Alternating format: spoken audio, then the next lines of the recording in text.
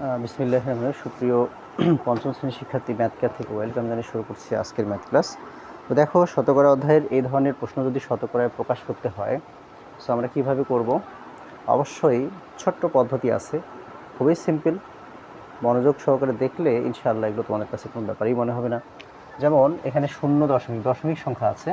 প্রথমত দশমিককে কীভাবে শতকরায় প্রকাশ করব? আমরা এই দশমিকটা তুলে দেবো, ঠিক আছে? তুলে দিয়ে দশমিকের ডানে দুইটা সংখ্যা আছে না, এর হর হবে 100, আর দশমিক এই শূন্য শূন্য কেটে যাবে, তার লব হবে 5।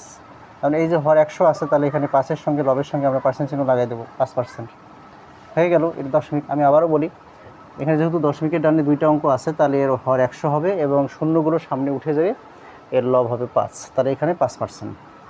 এইটাকেও আমরা যদি এখন সাধারণ ভগ্নাংশ করি, তাহলে দশমিকের ডানে একটা অঙ্ক আছে, তাহলে এখানে হর হবে 10, উপরে লব হবে 4। আচ্ছা, এটা তো হর 100 নেই, তাহলে আমরা কি করব? একে 10 দ্বারা গুণ করব, 10 দ্বারা গুণ করে নেব। তাহলে কত হচ্ছে?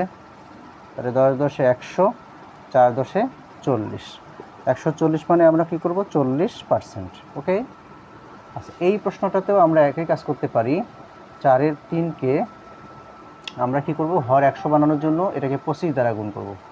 কত দ্বারা গুণ করব? 25 দ্বারা। যেহেতু হর আমাদের 100 লাগবেই, শতকরার হর প্রতি ক্ষেত্রে 100 বলা হয়েছে, ঠিক আছে? তাহলে এখানে 4 25-এ 100 হর পাচ্ছি, 3 25 গুণ 75।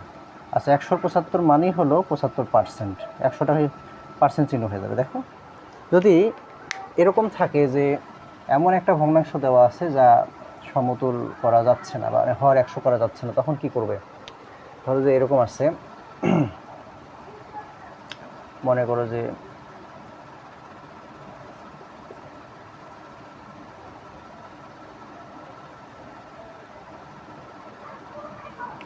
ধরো যে 6-এর 3 আছে, ঠিক আছে? এটাকে যদি আমরা এখন করতে না পারি, এটা তখন আমরা কী করব? এটাকে 100 দিয়ে প্রকাশ করব, ঠিক? 100 দিয়ে গুণ করব। আচ্ছা, 100 দিয়ে গুণ করেও কিন্তু যাচ্ছে না, এরকম যদি না মিলে তখন কি হবে? অথবা এখানে আমরা ধরো যে এখানে 8 আছে, ঠিক আছে?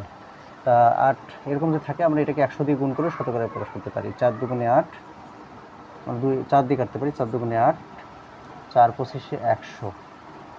আর এখানে একটা জোড় সংখ্যা যদি দিই তাহলে ভালো হয়। তারপরে দেখো, এখানে আবার 2 দিয়ে 6 কে যাবে, 3 দুগুণে 6, তখন কিন্তু আমরা এটি গুণ করে দেবো। 3 25-এ 75%, এই যে শতকরায় প্রকাশ হয়ে গেল, ঠিক আছে? এভাবেও কিন্তু আমরা শতকরায় প্রকাশ করতে পারি।